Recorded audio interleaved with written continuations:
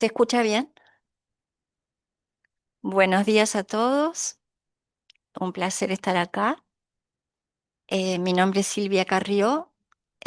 Conozco a muchos de ustedes y estoy muy contenta de moderar esta mesa. Esta mesa está conformada por gente que quiero y admiro. Son mis amigos.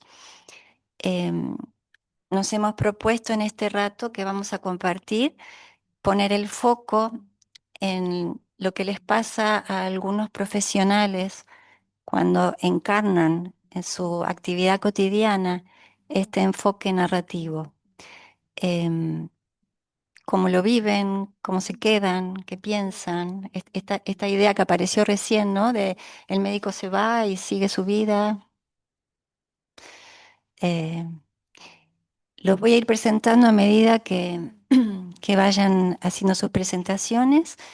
Déjenme decirles que creo que es un lujo poder compartir con ellos este momento y vamos a arrancar. Jorge Jansson. Jorge es médico clínico, hipertensólogo, em, incansable viajero, amigo querido y también fue mi médico. Em, Vamos a ver su presentación.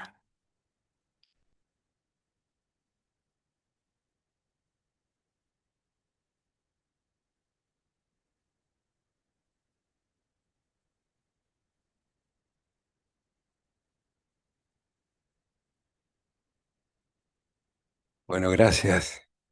Qué gusto, qué gusto verlos en presencia. Em,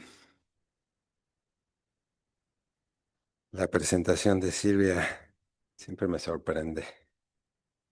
Em, em, Hoy queremos hablar de practicar en este momento, en este ratito, em, porque es la fuente inicial de nuestra inspiración, de lo que nos pasa todo el tiempo, nos pasa cada 15 minutos, nos pasa en cada pasillo, practicamos todo el tiempo. Y aunque después vayamos a buscar material teórico, eso es una consecuencia de ese practicar, no es el origen. En esa dirección es como lo veo, es como lo pensamos en cada momento. A ver. De vuelta al Principito, porque es la verdad que fuente inagotable de inspiración. En algún sentido me siento identificado con el Principito, porque con su mirada ingenua es como a veces me siento cuando veo al paciente. Lo tengo delante y lo miro sin saber lo que sé técnicamente, no me aclara para saber a quién tengo delante. Y un poco continúo con la idea con la que terminábamos la mesa anterior. Eh, en este pequeño párrafo del Principito, eh, le pide el Principito que le dibuje un corderito, ¿no? Y hay un primer intento, un segundo intento, un tercer intento. Y dice, es demasiado viejo. Quiero un cordero que vive mucho tiempo. Falto ya de paciencia y deseoso de comenzar a desmontar el motor, garabateé rápidamente este dibujo y se lo enseñé y le agregué. Está en la caja, el cordero que quieres está dentro. Con gran sorpresa mía, el rostro de mi joven juez se iluminó. Es así como yo lo quería. Ahora, esto a mí me abre un montón de cosas todo el tiempo, porque no es eh, ceder todo. No es que no haya ninguna definición, pero si puedo conseguir es así como yo lo quería, ya tengo más definiciones que me empiezan a aclarar qué hay dentro de la caja. Em, Rita Charon ayer nos ofrecía su pregunta constante, ¿no? ¿Hay algo más que yo tenga que saber de usted? Dice ella. Bueno, ahora yo les ofrezco la mía. ¿de qué se trata esto que está pasando delante mío? ¿De qué se trata la historia que me está contando? Y bueno, cada vez que me hago esa pregunta con cada paciente, me aparece algo así, ¿no?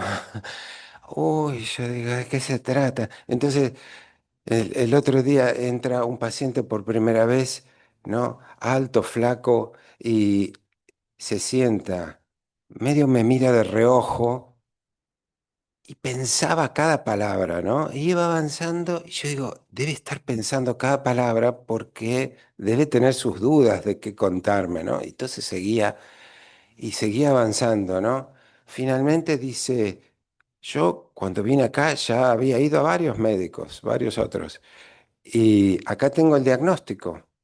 Entonces saca el diagnóstico, saca su estudio, ¿no? Venía a consultarme por la hipertensión, porque él estaba muy preocupado por si era hipertenso. Y saca una persurometría absolutamente normal. Mejor no podía estar. Entonces yo sigo en silencio, escuchando. Entonces me dice el paciente, dice, sí, la cardióloga me dijo, está bien, come sin sal. Entonces yo le digo, come sin sal, te dijo. Y entonces... ¿De qué se trata esta historia, no? Eh, de pronto, yo lo vi a ese paciente cuando me dijo eso, lo vi a mitad del río, ¿no? Porque está bien, come sin sal. La cardióloga, sobreabundando en consejos para mantener una salud eterna del paciente, no lo había llevado hasta la otra orilla, donde necesitaba ir en ese momento ese paciente que había sido adoptado en su infancia y que ahora había adoptado un chico grande, adolescente, que tenía enormes crisis de violencia y que él corporalmente no lo podía contener. Y sentía la conmoción de ese momento, ¿no? Como le subía la presión porque tenía que ser el adulto. Comé sin sal, le dice. ¿Y cómo salimos? ¿Cómo lo llevo yo desde el otro? Entonces cuando yo le digo, comé sin sal, ahí recién me mira de frente. Levanta la vista y hacemos contacto ojo a ojo. Recién ahí, porque hasta ahí me miraba como de costado, como diciendo, te diste cuenta, ¿no? Te diste cuenta dónde estaba el asunto. Digo yo, no sé, no me lo dijo así, ¿eh? Magritte nos dice, en la condición humana le pone a este cuadro, ¿no? Que siempre vemos a través de nuestra propia pintura, ¿no? Pero, ¿cómo puedo hacer para sacar esa pintura y ver por la ventana? ¿De qué se trata esta historia? ¿Podré contestar esa pregunta con tantos detalles que tiene la historia, ¿no? Y mantenerla abierta en ese proceso. Yo les cuento todo esto porque a veces cuando nos juntamos con los alumnos, los colegas a conversar de esto, nos dice, bueno, pero ¿qué le digo al paciente? ¿Qué le cuento? ¿Cómo le armo la narrativa, ¿no? Digamos. Entonces, no, lo voy a ver hermoso al paciente, todo potente, ¿no? Pero el paciente se siente mal. Por ahí, no, por ahí la pintura que sale no es exactamente así, tan hermosa. Pero sí, les tengo que confesar que tiendo a verlos con potencia, ¿no? Porque si no les veo ese lado, no podemos pasar hasta el otro lado del río. Y por último, Magritte también, ¿no? El arte de la conversación. Estos dos están flotando. No es que perdieron su apoyo en la realidad, porque si uno los mira, parece que están muy cómodos ahí donde están. Entonces yo cuando seguimos conversando y la conversación nos absorbe a ambos tanto que nos permite irnos por ahí flotando, no sé dónde, digo, bueno, ahí estamos, ¿no? Ahí está el paciente, ahí estoy yo. Y este es un fragmento de Octavio Paz. Y dice, los otros que no son si yo no existo, los otros que me dan plena existencia. No soy, no hay yo. Siempre somos nosotros. Bueno, gracias.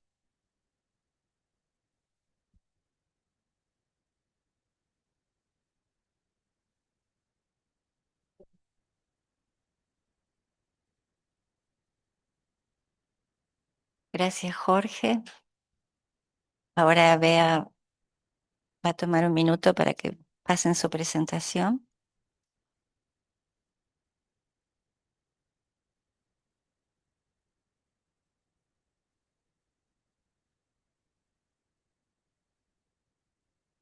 Mientras la puedo ir presentando.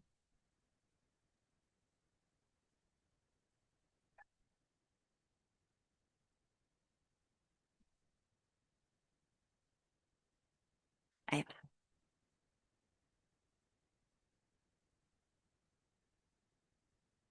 Para quienes no la conocen, Beatriz Carballeira es médica clínica, es jefa del área de cuidados humanizados del Hospital El Cruce. Es una de las personas más entusiastas que conozco. Em, y cuando la conocí, hace muchos años, ella me contó que estaba en un momento en el cual escuchaba a sus pacientes con la mano en el picaporte de la puerta. Desde entonces hasta ahora creo que ha pasado mucho tiempo y muchas cosas, y espero que nos las cuentes. Eh, Muchas gracias por la invitación a todos. Para mí es muy importante estar acá entre amigos y ser escuchada es importante. Y titulé mi conversación con ustedes La práctica que me trajo hasta acá, porque es verdad, estoy acá por mi práctica y por lo que pasó con mi práctica, como dijo Silvia. Los comienzos, tengo que contarle un poco cómo era esa Beatriz de los comienzos y voy a empezar desde la facultad, en donde yo ahí encontré libros que me hablaban del funcionamiento del cuerpo, de lo normal y lo patológico, pero acerca de las relaciones y de la práctica, eso la verdad que fue muy escaso y casi ni lo recuerdo porque en la facultad no estuvo. Y creo que eso viene en concordancia un poco con lo que se habló ayer en la virtualidad y estuvimos hablando. Ese tema salió y la verdad es que yo lo viví así. Posteriormente vino la residencia y ese espacio de formación como médica clínica empecé a tener los contactos con los pacientes y con los colegas, algo que no se había dado, pero con un gran recuerdo de acompañamiento.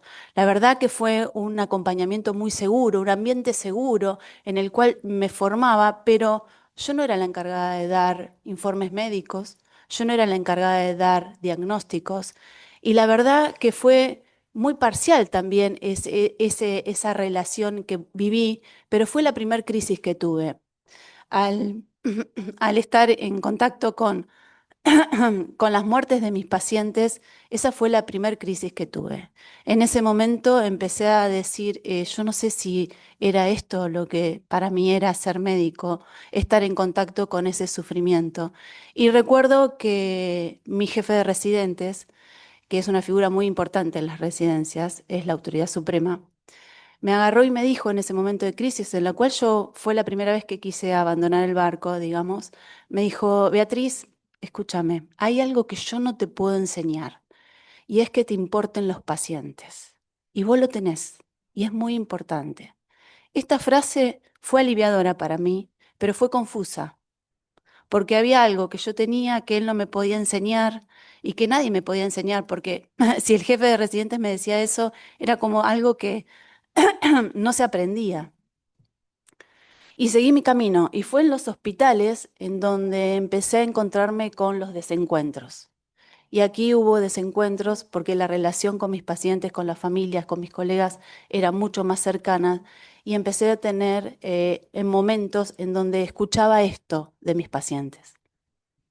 ¿Por qué no me preguntas otra cosa? Y esto fue mi paciente Luis, al cual iba a ver todas las mañanas debido a que ingresó al hospital, ya cuando estaba refractario todos los tratamientos del linfoma, y yo ingresaba para categorizar su dolor y preguntarle cómo era el dolor del 1 al 10, y según el protocolo de dolor yo aumentaba la dosis de opiáceos, y así día tras día, hasta que un día él me dijo, ¿por qué no me preguntas otra cosa hoy? Y ahí fue un gran shock. y fue empezar a decir, uy, hay algo que yo no me estoy dando cuenta, no me estoy dando cuenta de las necesidades de mis pacientes, no me estoy dando cuenta que yo sigo un protocolo estructurado sobre mi conocimiento, pero existe otra cosa que yo estoy errando. Y también me pasó con una mamá de una paciente muy joven que ingresó al hospital y que me dijo, no quiero que usted me dé el parte médico. Esta paciente muy joven que ingresó al hospital vino derivada en una extrema gravedad y cuando ingresó las primeras 24 horas la mamá me pidió que por favor le diga qué estaba pensando yo que tenía su hija y yo hice una descarga de 20 diagnósticos diferenciales, para lo cual la mamá se quedó con uno y era que su hija tenía leucemia. A los 2 días yo ya tenía el diagnóstico y la fui a buscar porque no bajaba para el parte médico y yo tenía que darle el diagnóstico. Y ella me dijo, yo no quiero que vos me des el parte médico. Y le pregunté, ¿por qué? Porque vos me decís que mi hija tiene una leucemia. Eh, Esos 2 momentos, que me los acuerdo hasta el día de hoy y hace varios años ya, fue la gran crisis que tuve en la cual empecé a sentir que era una médica a la cual no quería ser. Yo no quería ser esa médica. Y fue el momento en donde empecé la búsqueda y tiene que ver con lo que dice Silvia. Empecé una búsqueda bastante importante, cuestionándome, mirándome, siendo muy curiosa, preguntando. Y le pregunté a Carlos qué era lo que me pasaba. Le pregunté, ¿qué es lo que me pasa? ¿Qué es lo que me hace falta? ¿Qué es lo que hay algo que no puedo ver? ¿Hay algo que no puedo darme cuenta de las necesidades de mis pacientes? Y me ocupé de eso, pero fue con otros. O sea, en esa búsqueda yo necesité a otros que en realidad sí me podían enseñar y que había algo que sí yo podía aprender. Y es ahí donde encontré a Silvia y a Jorge. En esa búsqueda en la medicina narrativa es donde los encontré y donde ellos me dijeron y me enseñaron que había algo por aprender. Y me hablaron de escuchar y preguntar y alojar como una alforja vacía, como dice Rita Charon, en reconocer al otro, como lo dice ella, en resonar como Hadmund Rosa, en ser genuinos, que no hay nada malo de eso, como dice Carl Jung, en preguntar desde el no saber y ser humildes, como dice Anderson. Me empezaron a practicar eso, a aprender eso, que se podía aprender, que había algo que yo sí podía adquirir y que no era solo los protocolos y la medicina basada en la evidencia, que esto se aprende y empecé ese camino que sigue hasta hoy y por eso estoy hoy acá. Y empecé a escuchar esto de mis pacientes. Soy invisible para mi familia, me decía mi paciente María, que hacía mucho tiempo estaba internado en el hospital sin nadie que la acompañara. Mi padre era muy estricto conmigo. Él murió hace 3 meses y no puedo comer. Me lo dijo Luis, que estaba con un diagnóstico incierto, no podía deglutir y todos los estudios eran totalmente normales. Me dicen que tengo que bajar de peso, que soy obesa. Me lo dijo Patricia, que me vino a ver por una hernia de disco con un dolor bastante importante y que no entendía por qué le decían obesa y qué tenía que ver eso con su hernia de disco, porque no había una relación entre su diagnóstico y por qué le decían obesa. Necesito estar en mi casa, me dijo un paciente al cual estaba en un estadio avanzado de su cáncer de pulmón y estaba hospitalizado y cuando yo pregunto cuál era su necesidad era estar en su casa. ¿Puedo ver a mi perro? Me dijo el paciente que luego del COVID y estar bajo asistencia respiratoria mecánica 2 meses se despierta y lo primero que dice es, ¿puedo ver a mi perro? Cuando estoy internado no puedo escuchar lo que me dicen. Me olvido, me lo dijo Carlos la semana pasada. Aprendí que podemos empezar a tomar herramientas para una postura en la relación con el otro, con nuestros pacientes, con las familias y con los colegas. Hay una postura que podemos aprender y en donde me dispongo a estar disponible, o sea, atenta y presente, como decía Jorge, con la mirada y darme cuenta de poder preguntar ¿en qué te quedaste pensando? O prestar atención y ver que mi paciente no quiere pasar el umbral del consultorio. O intentar por qué Luciana no quiere entrar y se queda en el umbral de la sala para empezar con la quimioterapia. Ser reflexiva, y esta frase me la regaló Silvia y Jorge, y pensar en esos pacientes muy complejos, ¿sí? ¿De qué se trata esta historia? Esa pregunta es una pregunta que a mí, en la complejidad y en el no entender y en el querer acercarme, me permite muchas posibilidades. Y también interrogarme, ¿qué me pasa, qué me está pasando con esta historia? Ser amplia, y cuando digo ser amplia significa borrar esos límites de esos roles, tratar de borrar y permitir un entrecruzamiento, que cuando yo pregunto va a haber preguntas que me van a volver y permitir ese ida y vuelta con mis pacientes. Y entonces escucho cosas como, ¿usted tiene hijos? ¿Le gustan las cacatúas? Y no sorprenderme y seguir la conversación. Ser curiosa y preguntar, contame un poco más. ¿Me dijiste que tocabas un cajón peruano? Y ser creativa y preguntarme, ¿por qué no puedo hacer eso yo? ¿Por qué no? ¿El rol no me lo permite? ¿El protocolo? ¿Dónde está el protocolo? ¿Qué es lo que yo? ¿Por qué no lo puedo hacer? Y es así como puedo hacer ateneos narrativos en mi hospital y cómo puedo crear lugares nuevos en la práctica. Fueron cambios los que sucedieron y así aparecieron otras preguntas. Decime lo que es importante para vos. Volver a sentir el pasto de mi jardín, me contestó Luciana, que estaba con una leucemia refractaria. Hay algo que no te estoy preguntando que deberías saber, que hay tratamientos que no quiero y si llegado el momento no puedo decidir, hablen con mi hija. Me dijo María que estaba esperando un trasplante hepático y ahí seguimos la conversación. ¿Qué es lo que más te preocupa? Le pregunté a Luisa, que estaba con una hernia de disco, mi hija de 4 años. Sí. Pero también seguí las otras conversaciones. ¿Te gustaría tocar el cajón peruano mientras estás en la unidad de trasplante? Quisiera que me digas lo que acabo de decirte, le digo a Carlos todas las mañanas cuando lo voy a ver. ¿Cómo cuidas las cacatúas? Le digo a Néstor, para seguir la conversación. Y él me cuenta que las cacatúas necesitan mucho calor, mucho cuidado en los detalles y que es un acompañamiento continuo. Y entonces hubo una transformación en mí, porque empecé a poner los focos en distintos lugares y también en el valor del encuentro, en dar tiempo a la conversación, en el diálogo que transforma y en que siempre tengo que seguir aprendiendo. Y entonces tengo otros lugares, nuevos equipos, una comunidad de práctica en el hospital, donde la práctica es la que guía el conocimiento, un área nueva de cuidados humanizados, nuevas actividades con talleres narrativos, ateneos narrativos y en la SAMEN también. Pero además recibo otras cosas de mis pacientes, no el por qué no me preguntas otra cosa o no quiero que me des el parte médico, sino que ahora me dicen, siento que le importa lo que le digo. Le hice el budín que me contó que le gusta. Le quiero regalar una cacatúa. Y esto, la verdad es que me acerca a la médica que quiero ser. Entonces, para terminar, simplemente les quiero regalar una frase que sé que está escrita por algún lado, pero yo la conozco por mi abuelo, que a todos los nietos les enseñó a andar en bicicleta y todos nos caímos y nos raspamos las rodillas. Y la verdad que es una frase muy narrativa y compasiva y que la atesoro, después la repitió mi madre siempre, y que se las quiero regalar a ustedes. Y es, nunca vi un árbol nacer árbol, cada vez que nos caíamos. Así que muchas gracias.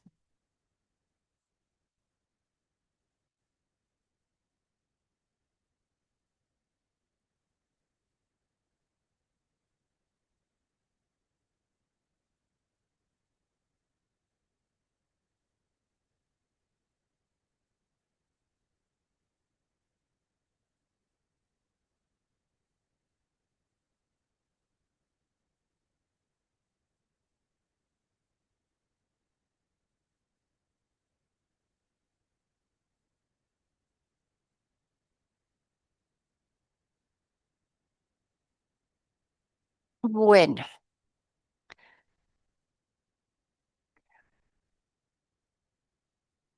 eh, vamos a presentar ahora a Mercedes Mechi Méndez. Creo que muchos conocen a Mechi. Nosotros la conocemos hace mucho tiempo. Mechi es licenciada en enfermería, hizo un posgrado en psico-oncología y cuidados paliativos. Se desempeña hace 3 décadas en el Hospital Garrahan y es una de las personas que más me enseñó lo que importa el cuidado del espacio personal, íntimo de un paciente. Te escuchamos, Mechi. Estoy un poquito emocionada. ¿Se escucha? ¿Esté acá? Sí. Bueno, gracias por la invitación, gracias a la mesa, es un lujo estar acá, gracias Carlos, Eli. Em, bueno, no le puse carátula y voy a ir más o menos rápido para no pasarme el tiempo, por eso no le puse carátula. Una de las charlas en reunión que tuvimos para ver de qué íbamos a hablar era como que la pregunta disparadora iba a ser esa. ¿Cómo llegaste a la medicina narrativa? ¿No? Y haciendo un poco así de memoria, me aparece Alan, que era un paciente allá por el 2010, 2011, que tenía un tumor del sistema nervioso, y con el que todo lo que había aprendido de la medicina que venía practicando hace mucho tiempo, sobre la que tenía un posgrado y tenía toda puesta la medicación analgésica, no alcanzaba, ¿no? Y los chicos son grandes maestros, como antes hablábamos por ahí, escuchábamos la doctora decía. Y entonces eché mano a lo que en ese momento, por una cuestión propia, ya había aprendido afuera porque me gustaba, algo de masajes, algo de Reiki, más allá de tener toda la medicación que el chico necesitaba. Y fue un antes y un después en el tratamiento de Alan, hasta que él falleció. Entonces, ahí yo me di cuenta que me faltaban recursos, que la medicina tradicional no me la estaban dando, sobre todo para atender este tipo de pacientes. Y ahí me empecé a formar en distintas disciplinas, desde escritura terapéutica, reflexología, eh, y me crucé casi en simultáneo con el libro de Paco Maglio, para mí que fue maravilloso, que él hablaba ahí de la dignidad del otro, se llama el libro, y hablaba de la medicina basada en la evidencia y la medicina basada en la narrativa. Y entonces ahí, que me encantaba cómo él lo pensaba, empecé a buscar sobre medicina narrativa y me cruzó con Jorge y Silvia, habrá sido año 2013, 2014, no sé, en el Hospital Italiano.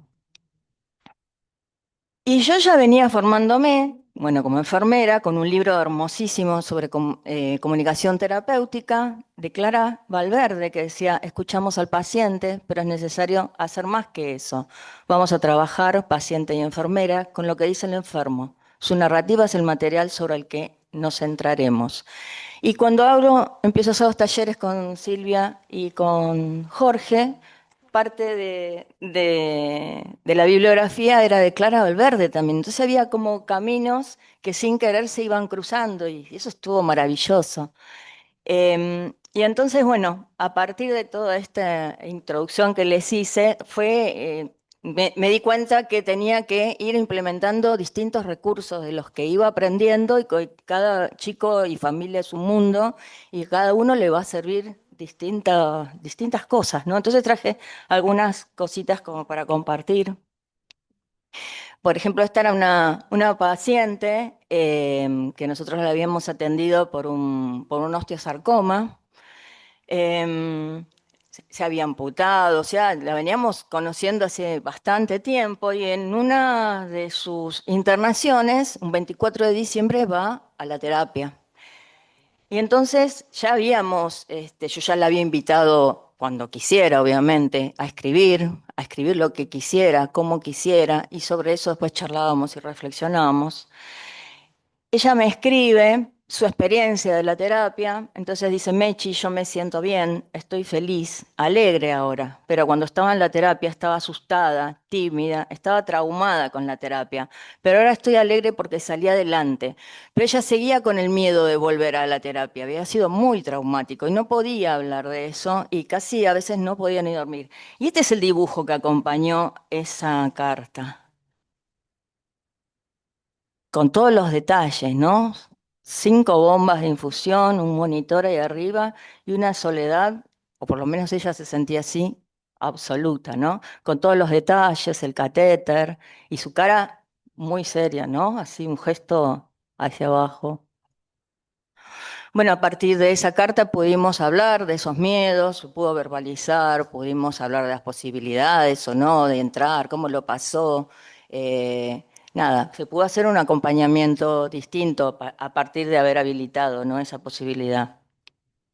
Acá es una nena que ella cuenta a través también de la escritura, de cómo lo que aprendíamos en sus consultas ambulatorias sobre cómo poder controlarse, cómo poder relajarse en momentos de descontrol. El descontrol es algo el control es algo de lo que pierden, sobre todo los pacientes cuando empiezan los tratamientos tan intensivos que se les hacen. Ella me cuenta algo que había pasado en su casa y también a partir de ahí pudimos seguir hablando y yo pude saber a partir del relato de ella que en su casa había tenido una crisis y que había podido controlarse. Dice, hoy te quiero contar algo, el otro día me agarró una crisis de nervios, me sentía triste y me echaba la culpa. Lloraba mucho, pero después me fui a mi pieza y puse música relajante con ruidos del mar o de las cascadas, cerré los ojos y me relajé. Se me fueron los nervios.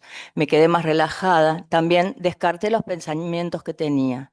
Siempre que me siento nerviosa pongo música relajante y se me van los nervios y me siento mucho mejor. Y siempre, bueno, lo último, el agradecimiento, porque son sumamente agradecidos. Aunque uno le diga, no hagas una carta de agradecimiento, siempre hacia el final lo ponen.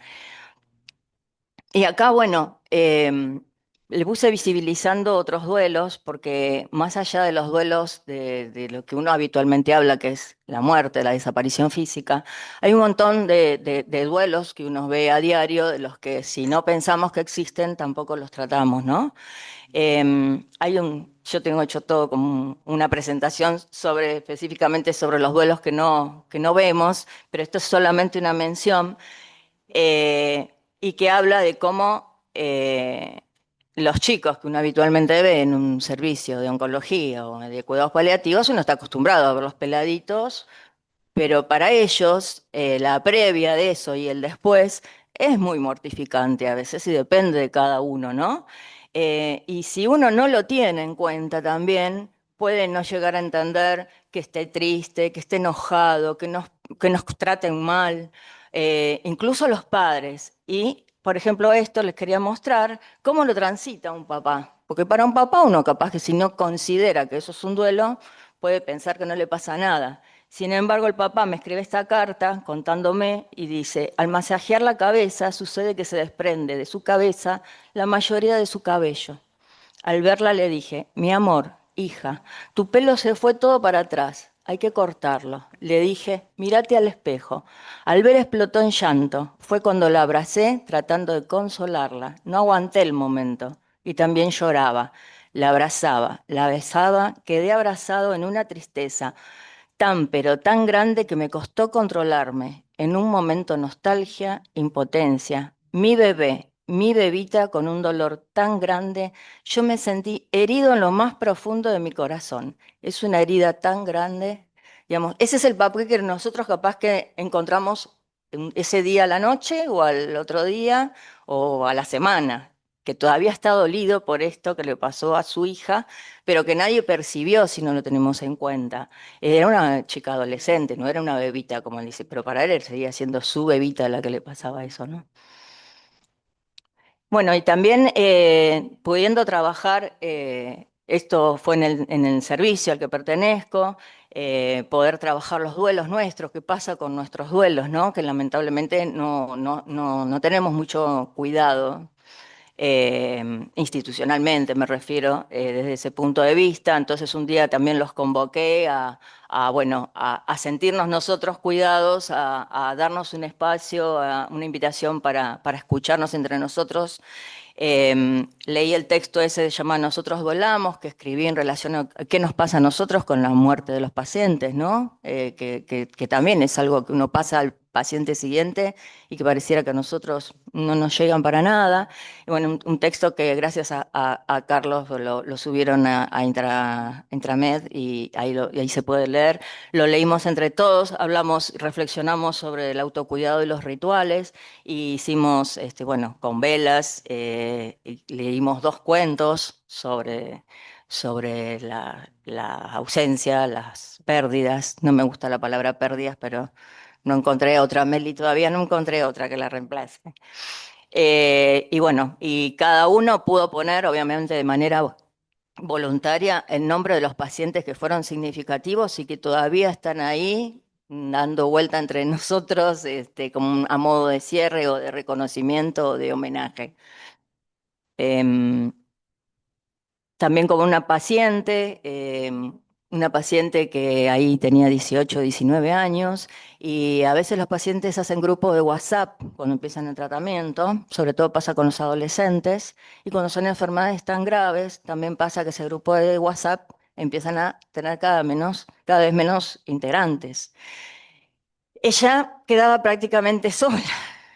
Se le habían muerto casi muchos de sus amiguitos que estaban en ese grupo. Entonces, eso se sentía obviamente en lo que tratábamos en el día a día. Estaba con problemas para dormir, estaba triste, estaba irritable. Un par de veces les había propuesto hacer así, reunirnos en una habitación, leer, y bueno, fue hasta que fue su momento y dijo, bueno, lo vamos a hacer.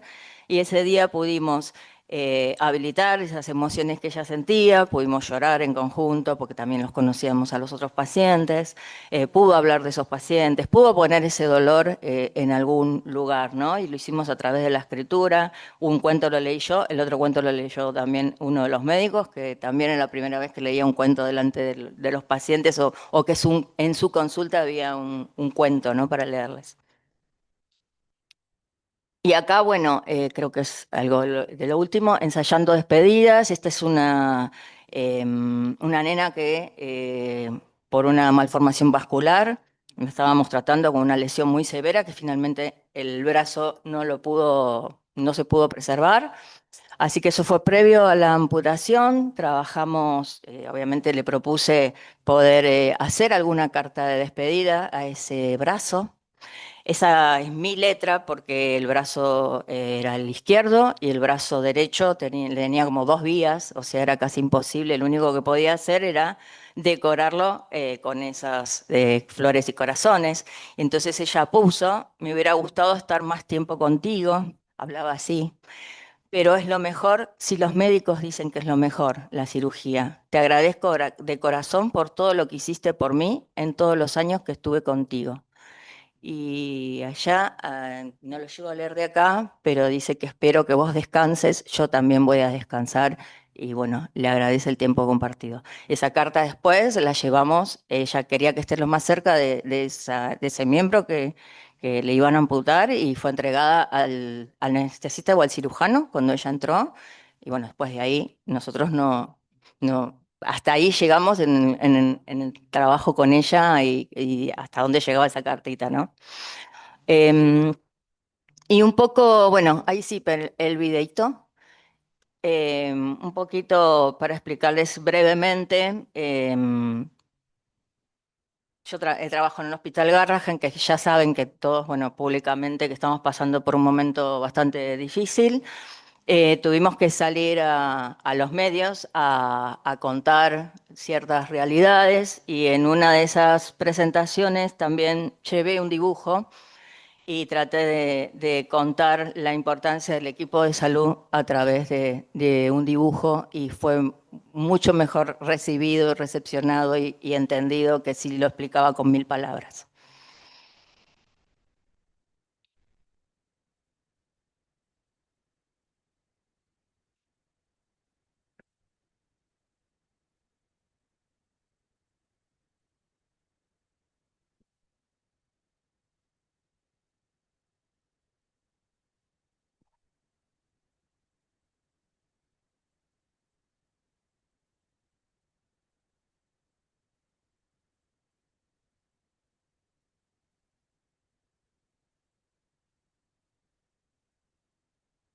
te traje un dibujo. A ver. Esto no es un golpe bajo, esto es una cosa nuestra de todos los días, ¿no? Algo que vemos a diario.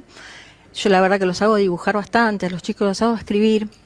Esto lo hizo una nena que tiene un osteosarcoma, por lo que se tuvo que amputar una pierna.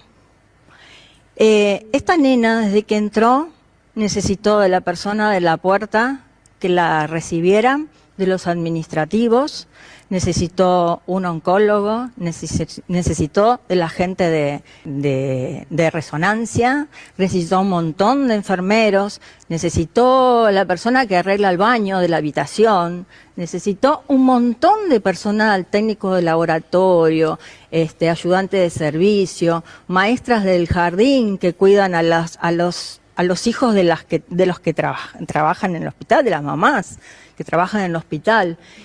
Todas las personas para que los cirujanos, por supuesto, los cirujanos que tienen su especialidad, los cirujanos que le pusieron el catéter, los cirujanos que le hicieron esa cirugía tan tremenda, para que todo eso salga, para que esta nena dibuje esa sonrisa, hay todo un equipo detrás que tiene que funcionar y que tiene que tener un salario digno, que tiene que no estar pensando si llega o no llega a fin de mes. Nosotros tenemos enfermeras con 1 o 2 hijos que son cabeza de familia y que nos llegan al día 15, 20, porque no pueden comprarle zapatillas a sus hijos, haciendo este trabajo, atendiendo a estos niños, ¿no?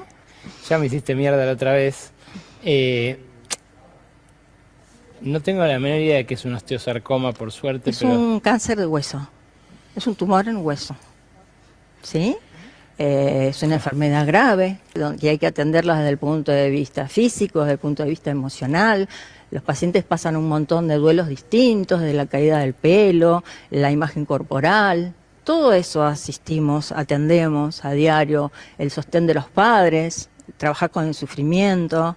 Todo eso hacemos y no pedimos nada más que lo que nos corresponde. El otro día escuchaba, cuando hablaba, no sé si era Franco, que hablaba de los dólares, famosos dólares del colchón, ¿no? Que no importa de dónde venían los dólares, que después cualquier cosa. Entonces él decía que todos eran inocentes hasta que se compruebe lo contrario.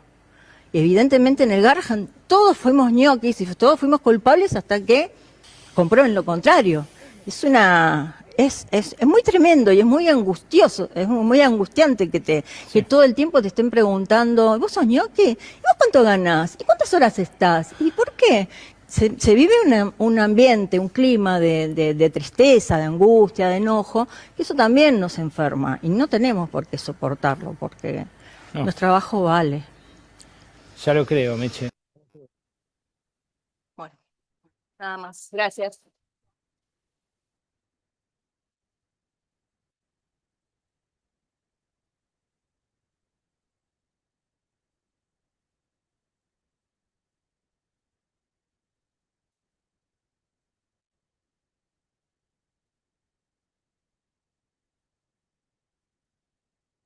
Bueno,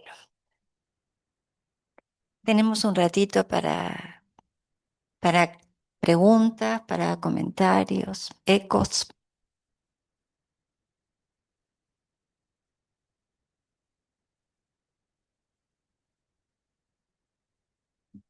Ignacio.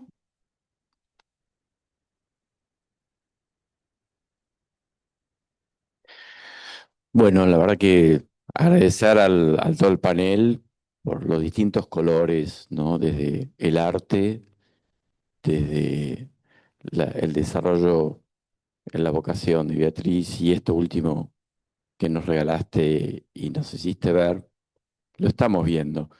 Pero bueno, me parece que esta narrativa, que es la narrativa de los pequeños hechos, de los pequeños momentos, Mechi, lo que compartiste de los chicos, yo, digamos, me parece que es fundamental, porque si no estamos hablando sobre los chicos, sino que los chicos cuenten y digan, sobre todo en esto tan delicado como es enfermedades graves o la terminación o el fin de vida. Así que yo básicamente quiero compartir y agradecerles estos distintos colores, porque esta es la narrativa que necesitamos, ¿no? También la narrativa de los derechos, ¿m? que que, digamos, un poco como decía Rita Yaron, no sé, creo que Carlos le preguntó, Rita, con el yoga no se cura el burnout. Este, eh, la forma de trabajar es teniendo recursos, teniendo salarios, teniendo contexto. Es decir, no podemos pensar la narrativa como algo aislado, una burbuja. Todo esto tiene que estar en un contexto mm, donde estén cuidados los chicos, los equipos. Así que en esto me parece también como un baño de realidad que tenemos que mirarlo, ¿no? Porque se habló de un artículo que salió en Intramed que Beatriz hizo realmente muy rico, pero un residente dijo, con la narrativa no nos va a sacar el burnout, ¿no?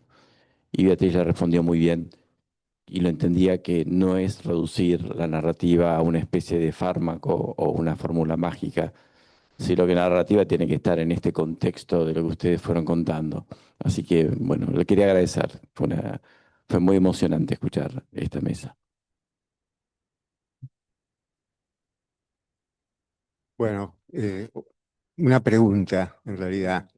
Después de esta emoción, después de enjugarnos las lágrimas, creo que nos las hiciste sacar a todos.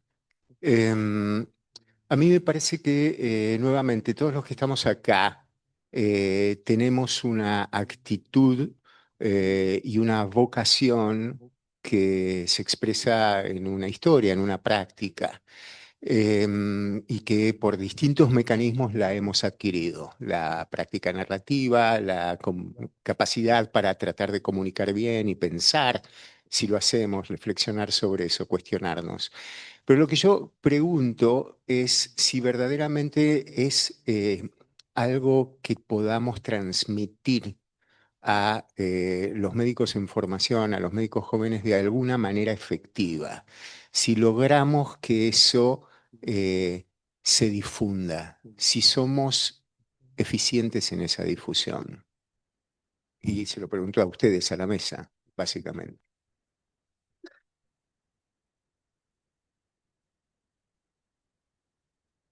Bueno, yo te voy a contestar lo que yo pienso.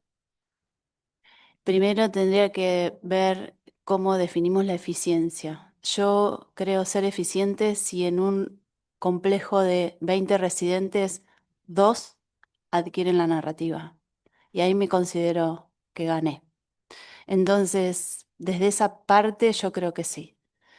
Eh, los residentes que empiezan narrativa en el Hospital del Cruce, hacemos talleres de medicina narrativa para los residentes de primer año y hoy al final del día van a venir ellos y van a decir su testimonio, que estaría bueno ahí sacarles todo el jugo, pero la eficiencia si es en ese sentido que yo la considero, ahí sí. Yo espero y siempre espero que de ese conjunto de residentes, 50 empiezan, después empiezan a rotar, qué sé yo, me quedan 20. Si hay uno o dos, yo ya estoy bien, porque va a haber un crecimiento, va a haber una siembra y van a empezar a multiplicarse. Yo creo que es la única forma también, ¿no? Si bien hay otras formas de adquirir conocimiento de estos campos de las humanidades, creo que hay varias formas. A mí las otras me fallaron y creo que en el sentido propio de mí misma es muy transformador. Yo soy un producto de eso. Entonces, por todos lados, por mi historia y por lo que hago, es eficiente.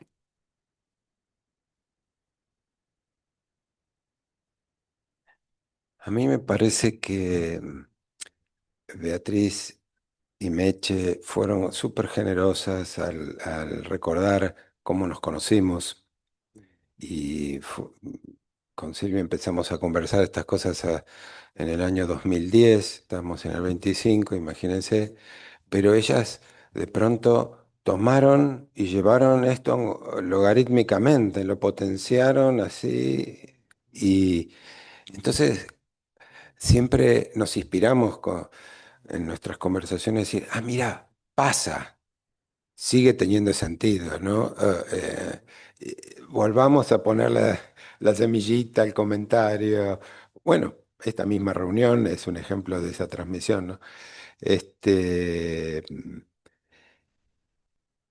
Hay algo también que me parece que si yo le transmito como agregándole una cosa más pongamos al residente, si lo ponemos de ejemplo, ¿no? Pobre residente. Una más, el residente dice, una más no, ya no me entra más.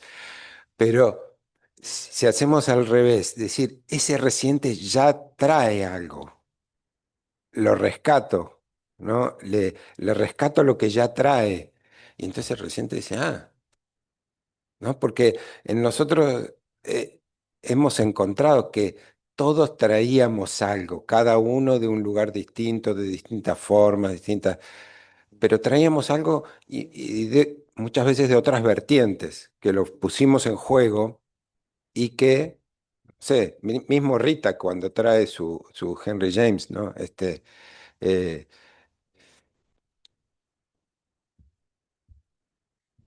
Em, ahora enseguida. Me acordé, Jorge, que justo estos días leí que Carl Rogers decía de su enfoque que no le da el poder a las personas porque nunca se los quitó.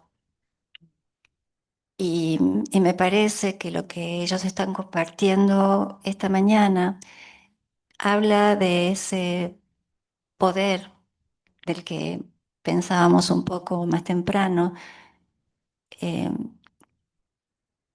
no un poder otorgado, sino un poder reconocido.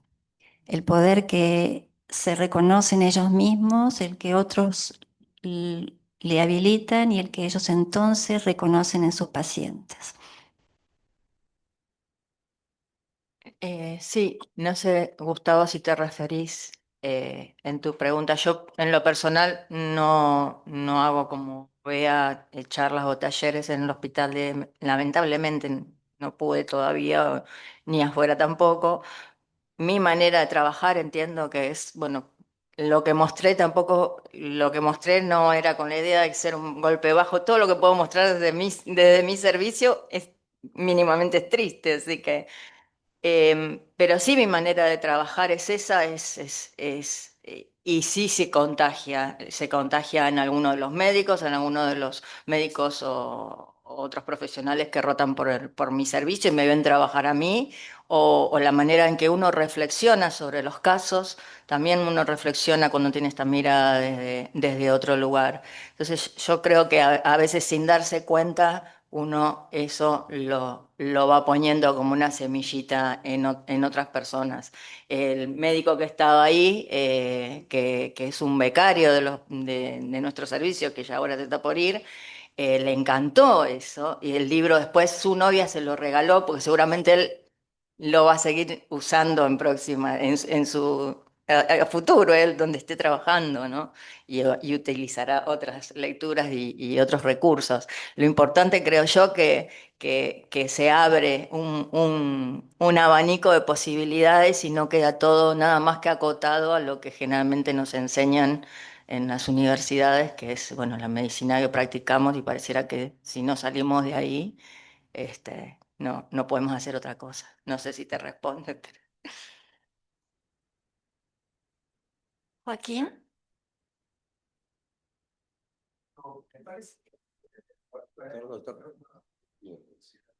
No, como que estos aspectos, digamos, suceden todo el tiempo y suceden, haya o no un trabajo de este tipo, suceden porque está ese residente que se suicida, está el burnout. Entonces, esto es de alguna manera una omisión.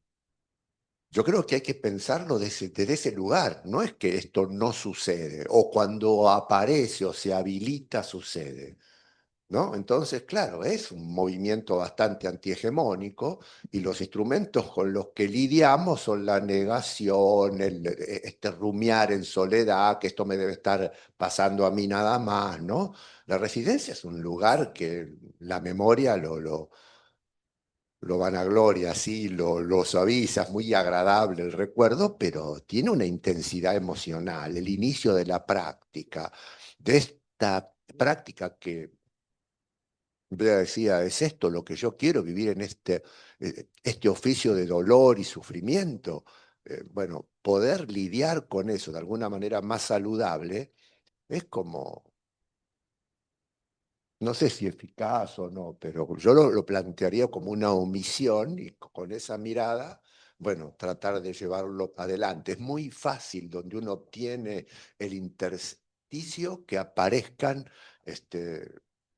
reconocimientos, necesidades, satisfacciones, sin que esto sea sencillo, el lugar para pasarla bien, como dijo Rita Yarón ayer, pero es una necesidad. Nada, quería plantear ese comentario.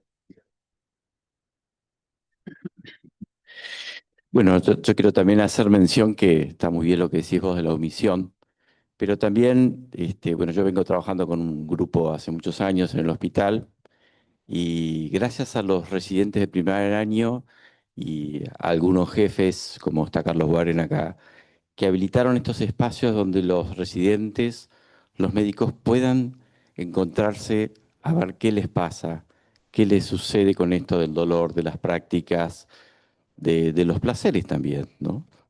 Entonces creo que hoy van a estar algunos de estos residentes que los vamos a tener. Y hay uno que quiero contar que me sorprendió, que fue un residente de primer año, porque miren, está las jornadas en un Ateneo de Humanidades que hacemos allí, y uno de los jefes residentes me dice, "Mira, hay uno de primero que tiene ganas de presentar algo". Yo ni lo ubicaba, porque son como 50 chicos, los ubico cuando trabajamos allí. Hizo y trajo el relato de una paciente médica que estuvo atendiendo, conmovedor, que además la grabó. Yo dije, este está en primer año, está recién entrando. Y se puso a ver lo que es la medicina narrativa y demás, decir, algo está brotando, algo está pasando en estas generaciones, algo de todo esto que venimos haciendo hace mucho tiempo está empezando a germinar. ¿M? Porque como decían ayer, lo decía Carlos, lo decía Rita, la medicina está en problemas ya hace un tiempo largo. ¿M? Y que estas ventanas se abran, bueno, tiene que ver con esto, con lo colectivo, con voluntades, con sinergia. Así que esa omisión, tenés razón, pero hay algo que está pasando y eso, y cuando un residente de primer año me dice, che, podríamos hacer un grupo de... Después su jefe se entera y el jefe no le queda otra que decir, bueno, dale, háganlo, ¿no? Y después pasan cambios lindos, pero algo está pasando en esta generación que tanto se la critica a veces que es de cristal o lo que sea, con una sensibilidad y también cuestionándose que hacer la formación médica no es sufrimiento, no es un regimiento, no es aguantar a ver quién más aguanta, sino que hay otros paradigmas que afortunadamente están apareciendo y la narrativa en esto tiene muchísimo para dar. Así que, bueno, quería completar un poquito esto que estás contando. Puedo hacer una, tal vez no fue afortunada la palabra eficaz que yo utilicé porque quería pensar otra cosa, sino de lograrlo en quienes no tienen la sensibilidad. Digamos, con los residentes en los que yo trabajo, siempre hay algunos que uno los ve que se te congregan, que se te van pegando, ¿no? A las actividades que vos vas proponiendo, porque tienen ese terreno fértil. Entonces yo lo que pienso es, a ver, yo conseguiré esto de un residente de urología, por ejemplo, que es un personaje ya per se diferente a los residentes con los que yo trabajo, que son residentes de clínica médica o de hematología clínica o de especialidades clínicas, ¿no? Entonces, son gente que ya tienen seteado el cerebro de una manera diferente, el que va a hacer urología, neurocirugía, la mayoría de las especialidades quirúrgicas que no logramos que vengan a los ateneos de medicina narrativa que hacemos en el hospital. No tengo tiempo, no tengo tiempo, no tengo tiempo. Digamos, eso era un poco más la pregunta. Y ojo que no quiero despreciar a los urólogos porque dentro de poco tengo que caer ahí, así que, pero bueno, sí. Ahí está acá.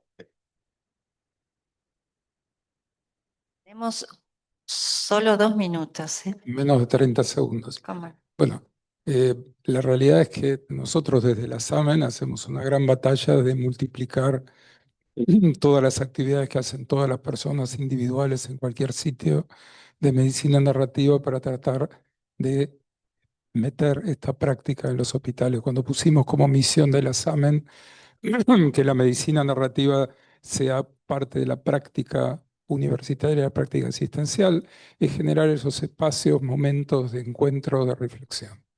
Es entendible que la medicina narrativa a los urólogos le importe un pito, metafóricamente. Bien, pero está bien, estamos, ya pensar que los cirujanos van a hacer medicina narrativa está por encima de las expectativas que podemos plantearnos en este momento, pero por lo menos que los médicos generales, los pediatras, etcétera, etcétera. Entonces, creo que este curso que hemos hecho este año de formación de talleres, piensen ustedes cómo se lo nombró, por ejemplo, a Paco Maglio. Paco Maglio era un gladiador. Pues si salió con la espada a decir, escuchá, bueno, se venía de la formación del, ¿cómo se llama? Del Muniz, era jefe de terapia intensiva, nada que ver con toda esta historia, y hizo un impacto extraordinario en la comunidad médica, solo, sin un programa, sin una metodología, sin ningún pepino, pero generó una serie de sensibilidades y la otra tarea precursora está acá los Warren, el Hospital Italiano, la jornada, etcétera, etcétera. Bueno, todo lo que podamos hacer. Yo creo que esto de los talleres implica tener coordinadores que van a poder implantarse en las instituciones y que van a poder multiplicarlo y si nosotros podamos ayudarlo, es una forma. Está dentro de lo que podemos. Simplemente un minuto para contar que mi coequiper en la coordinación de talleres en el CEMIC es cirujana y proctóloga.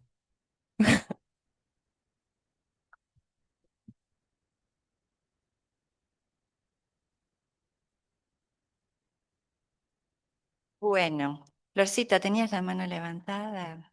Un segundo, ¿sos capaz de tomar un segundo, 5 Sí, segundos? voy a tratar de ser muy rápida y no sé la respuesta, cómo se las voy a dejar, pero mi pregunta en realidad es más con ganas, con el espíritu de dejar un contagio, una semilla, que es lo que se viene hablando. ¿Y qué le dirían a aquellos médicos que quizás están en formación y están aprendiendo y no están viendo estos ejemplos, están viendo otros ejemplos? Y que piensan que mucho de lo que abriste vos, sobre todo, Bea, esas preguntas, esas reflexiones, la tienen que dejar para el equipo de psicólogos. ¿Qué semilla le contagiarían de por qué para ustedes los médicos también es un beneficio para ustedes y para el paciente?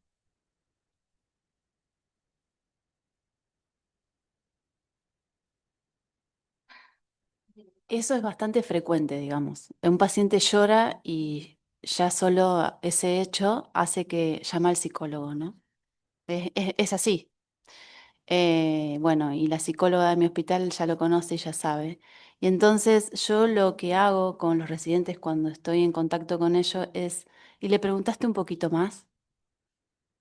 Entonces, ¿te interesa un poquito más el mundo de esa paciente? Vamos a entrar un poquito más ahí. Eso es, ¿no? Esa es la pregunta. Yo creo que todo se basa en las preguntas. Ayer Rita Charo me parece que lo dijo, ¿no? Pero las preguntas son muy importantes para todos, para los colegas y sembrar y hacer la incógnita y a los pacientes y las familias. Las preguntas es lo más importante, no la respuesta. Bueno, para honrar el tiempo, vamos a despedir a los participantes y agradecerles otra vez y damos paso a la mesa siguiente. Ah, perdón, me dicen que hay un intervalo, es verdad, hay un intervalo. Vamos a descansar unos instantes.